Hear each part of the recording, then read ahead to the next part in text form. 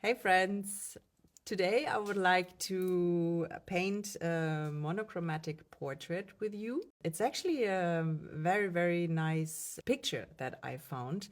First of all, this boy has a very strong gaze, which is beautiful, and we have some very strong contrast, which is nice because it's easier for us to find the lights and the darks, right?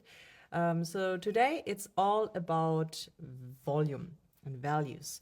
So I would like to focus on that. And for this, I personally find that using just one color, which is also the topic of the day, let's say, is the easiest because then you don't have to focus on all the color signs, what to take, how to mix, and all of that, which is already a mission, right? And that's why I feel like using this one color is something that you can really take and focus on the values. So the color that I have chosen is actually a really nice one. I just found it recently and I started painting a lot with it. It's called Tundra Violet from Schmincke. And it's a very beautiful bluish purple color that breaks down into this almost ultramarine cerulean blue with this earthy beige tone, I would say. You will see once it starts drying and once you start creating, like you're going in with a lot of water, like I'm doing now, you start breaking the pigment and it starts drying out super beautiful. It's highly granulating, which is something that I don't always love, I have to say, but sometimes I find it very useful because it also gives a lot of structure and texture to the picture depending on what you're painting. So yeah, maybe also a little bit about the material. The brush that I'm using is calligraphy brush. It's a brush that holds a lot of water. As you can see, it's quite big and it has a fat belly, but it has a very sharp point, which is nice because it allows me to cover large areas like I'm doing now, but also going into some details. And here I start fading out the first big shapes that I did. So the idea is to really go from the big shapes, from the darkest darks to the lights. So that's why I started putting down big areas that are very dark. And now I go back in while it's still wet. I'm dropping in more color. So that's the wet on wet technique. And I started wet on dry, right? Which is a method that allows me way more control. But the real magic starts happening once you start dropping color into the wet areas like I'm doing now. Again, like just intensifying the shadows behind the ears, the really dark areas, and always going back and forth, let's say, and checking like where a shape is drying, trying to move it before the pigment goes completely dry.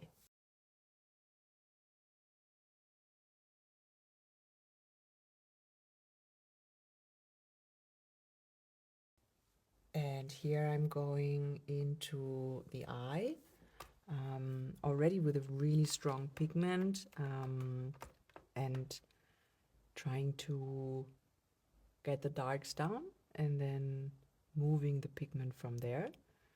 I also changed my brush, as you can see, from the calligraphy brush to the silver silk. I think it's this black velvet called, yeah, I think it's called black velvet or something like that. So this brush is a little bit smaller. And it also has, it's a mix of synthetic hair and real hair. So it holds also a lot of water, but it has this really nice tip and it allows me to work a little bit easier in details.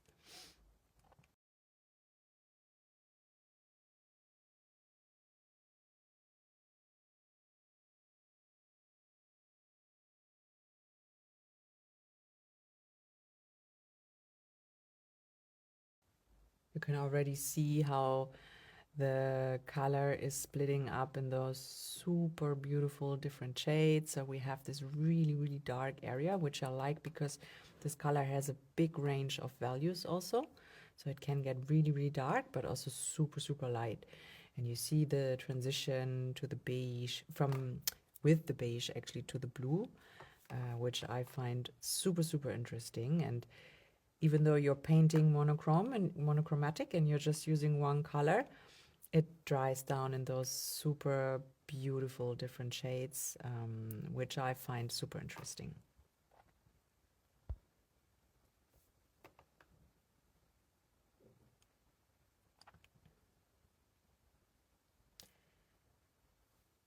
What I like about this method is that it shows me results pretty quickly, which I enjoy a lot, I have to say. Even though I also paint a lot in layers, and I still do, and I will also do it here, but I will just go in with like maximum 2 or even 3 layers if you count in the darkest points that you will put in the end.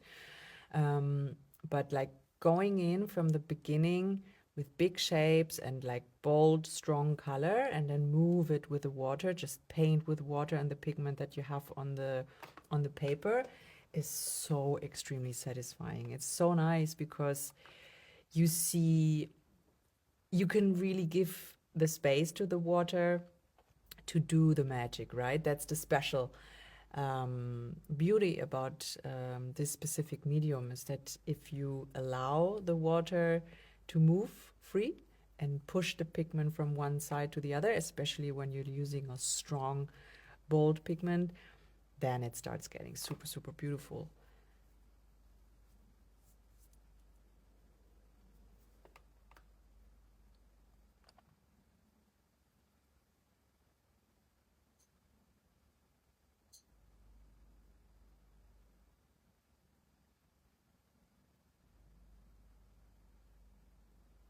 So you see that here I'm going in with quite a lot of color, but also a lot of water. You can see the paper is super shiny. So I would say it's, I think it's like a tea consistency. And again, dropping more color in the darkest areas while it's still wet. And then shading and fading the color out before it dries completely to create some volume.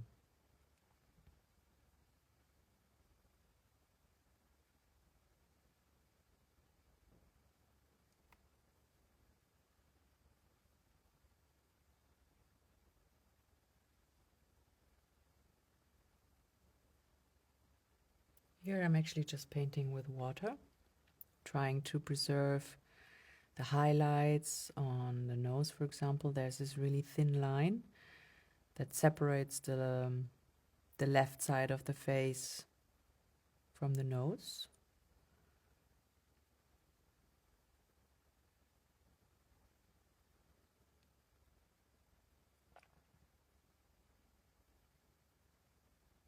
Now you can also see around the ear this really strong blue pigment that starts shining through. I just love it so much. It's such a nice color.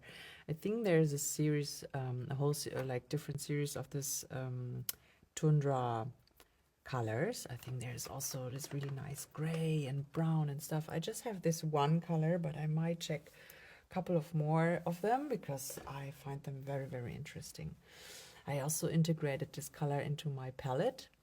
I just restocked, or let's say reorganized my palette completely new, and this color I included because I find it super, super beautiful. And even if it's something that you can't use all the time, but if you mix this, for example, with like a nice Indian yellow, something strong, something punchy, it again, because of the granulation and the special effect, it can create such nice effects, also for hair and stuff. So it's a nice one to have if you have the space in the palette.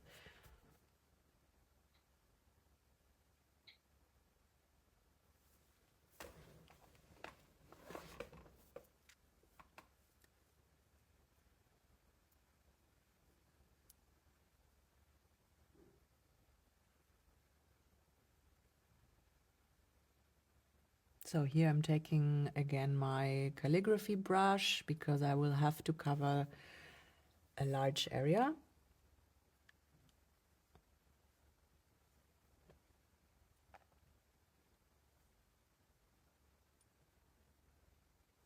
And then just taking a lot of water and spreading the paint all over the place. It doesn't really matter. Also not being too precise here.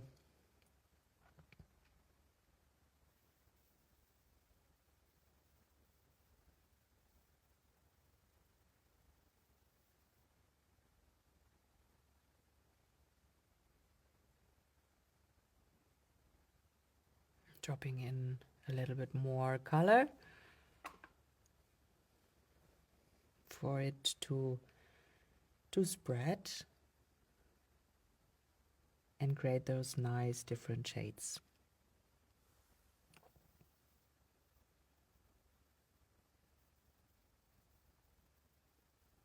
So here you can see that I changed again the brushes, and that the eyebrow is connecting with the wet area of the forehead, and it creates this, like, the color is like exploding and expanding, which is actually something that I liked in that case. Sometimes it's an effect that you're not looking for, but I think it's those like nice little accidents that can look quite cool.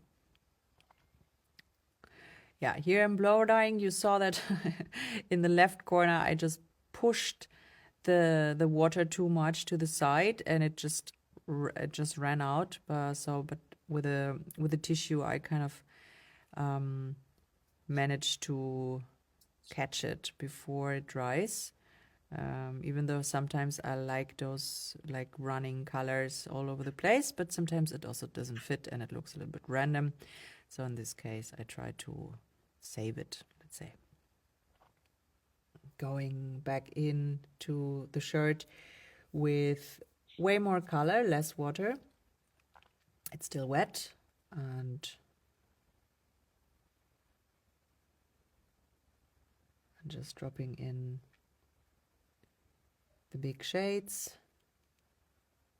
to create some texture in his shirt or jacket.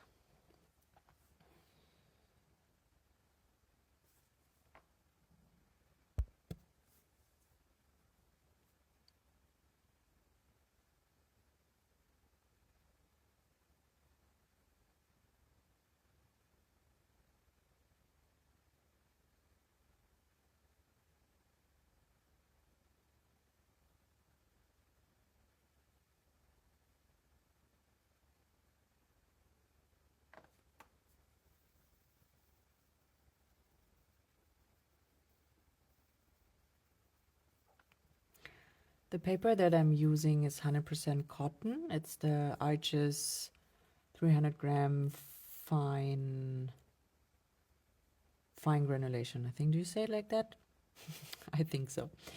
It's the one with the green cover, and as you can see, it gives you quite a lot of time to work with the color because it stays pretty long wet, and that's something that I appreciate. I mean, not always. I also like to work with hot pressed paper that is it's drying way faster and it gives you different effects. But for this kind of painting and this kind of method, where you drop big shades in and then you let it sit for a moment and then you go back to move it.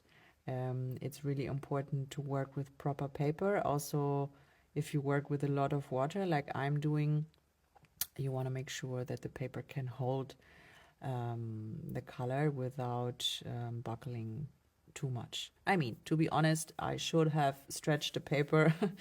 I'm always a little bit too lazy for that.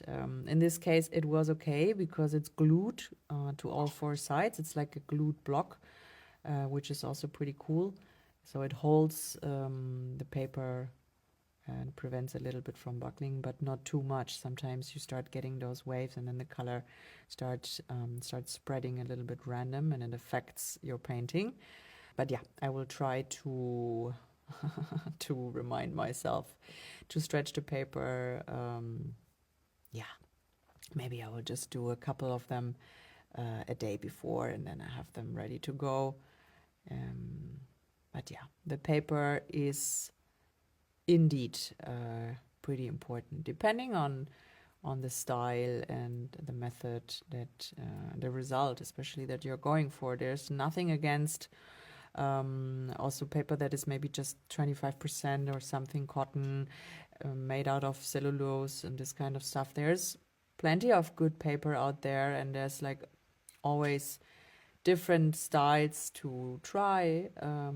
But yeah, I think for me, most of the times I go for the 100% cotton.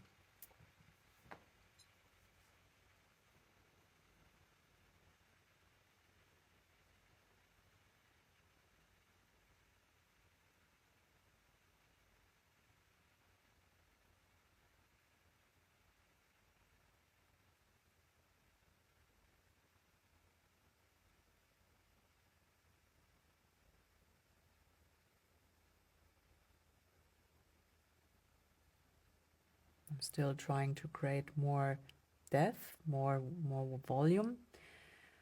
You can see that the paper is still wet. It slowly starts drying a little bit more, so the color is not expanding too much, which is good. So it gives you a little bit of control, trying to lift some color here and there.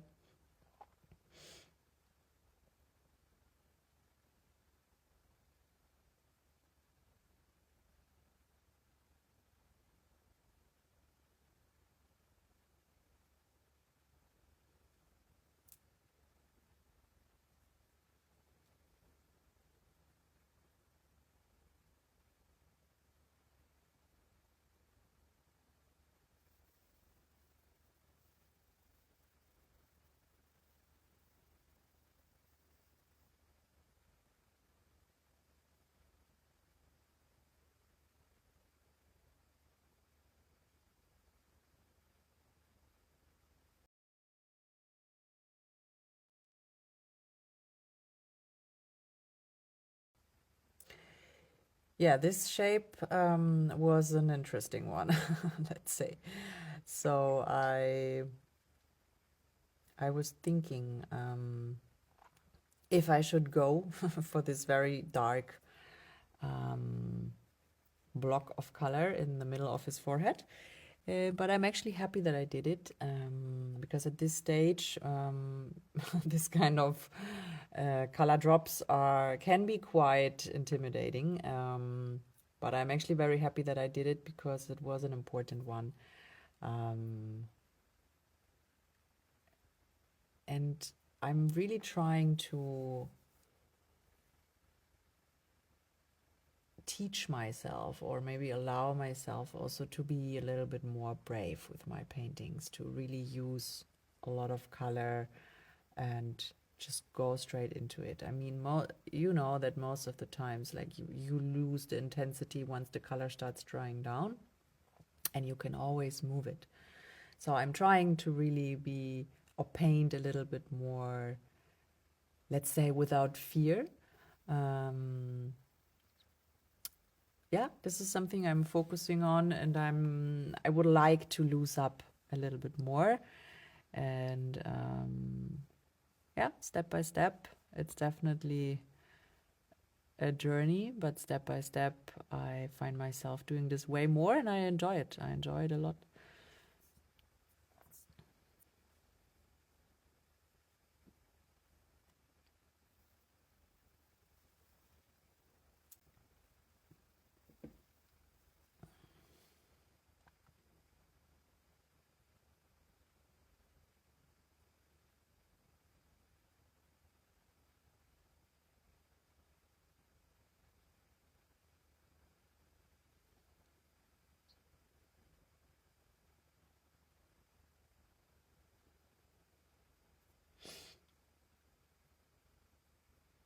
And softening a little bit the edges. As you can see, the hair, I kept it pretty loose, tried to bring a little bit of structure in, and now drying everything completely to make sure that the color stays on place.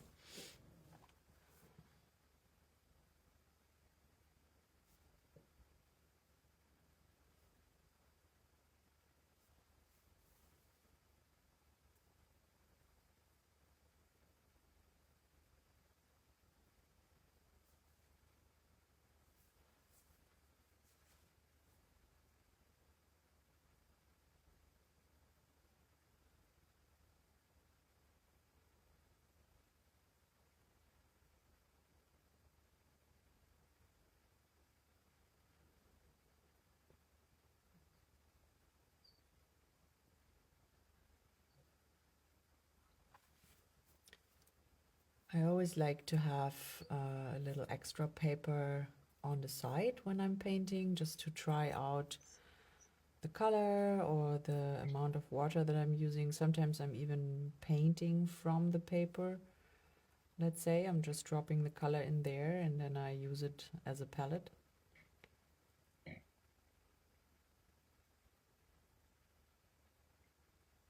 I'm just fading the colors out a little bit to create more volume.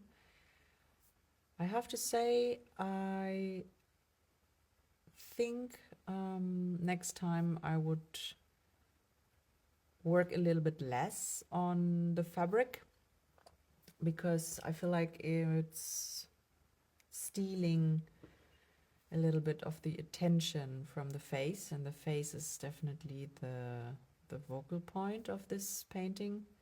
His gaze, his face, and overdoing the fabric is something that I do pretty often, because then I see like, oh, but there's something missing and I would like to darken here and darken there, and yeah, then in the end I worked so much on it that it's way more detailed than the face.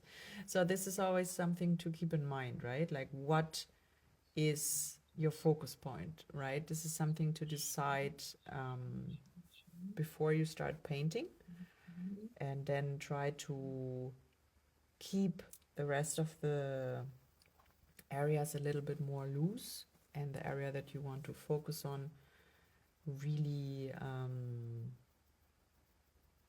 give it the time that it deserves, right?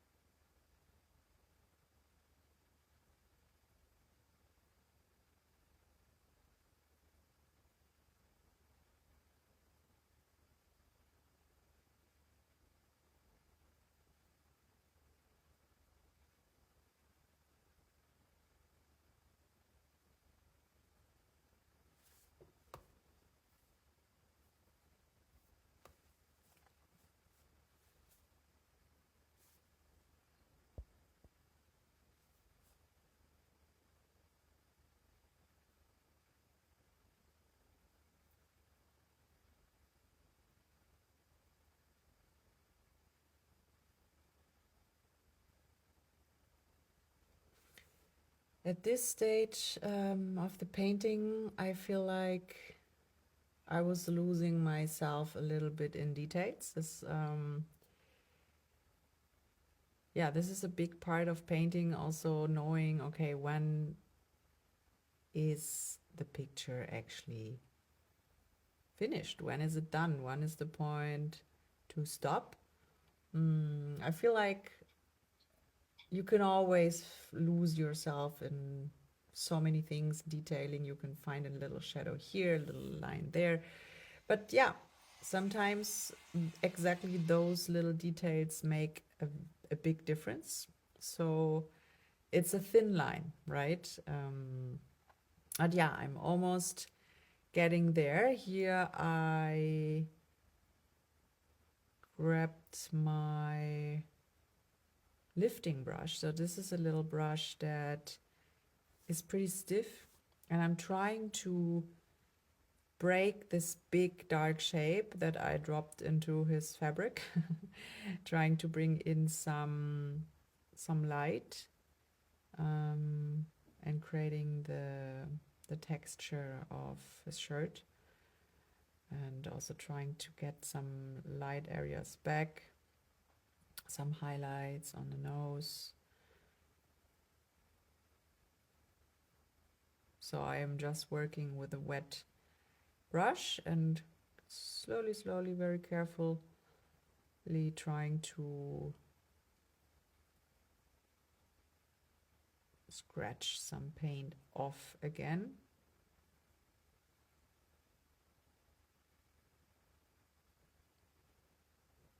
Here I'm taking my gouache and just going back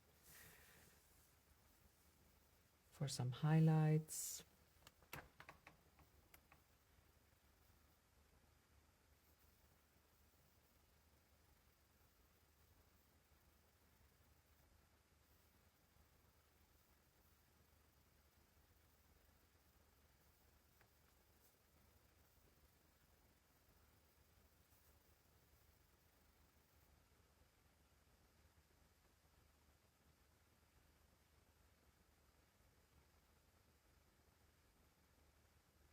Just cleaning some edges, dropping some white paint straight next to the dark area so you can emphasize the contrast a little bit more.